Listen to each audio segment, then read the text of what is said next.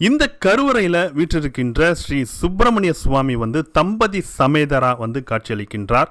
திருமண தடை உள்ளவர்கள், திருமண தோஷ தடை உள்ளவர்கள்லாம் இந்த கோவிலில் தங்களுடைய பிரார்த்தனையை வச்சுக்கிட்டாங்க அப்படின்னாக்கா அவங்களுக்கு ரொம்பவே சீக்கிரமாக கல்யாணம் ஆகிடும் அப்படின்ற ஒரு ஐதீகமும் இருக்குது.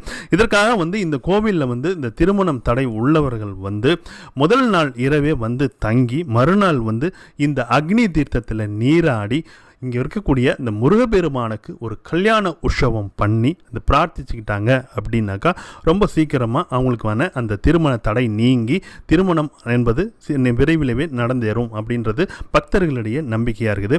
அப்புறம் இந்த சர்ப்பதோஷம் இருப்பவர்கள், குழந்தை பாக்கியம் இல்லாதவர்கள், இவர்களுக்கான ஒரு பிரார்த்தனை ஸ்தலமாகவும் இருந்து வருது. இந்த மாதிரி தோஷம் இருப்பவர்கள் இங்கே இருக்கக்கூடிய இந்த அக்னி தீர்த்தத்தில் நீராடிட்டு அக்னீஸ்வரரையும்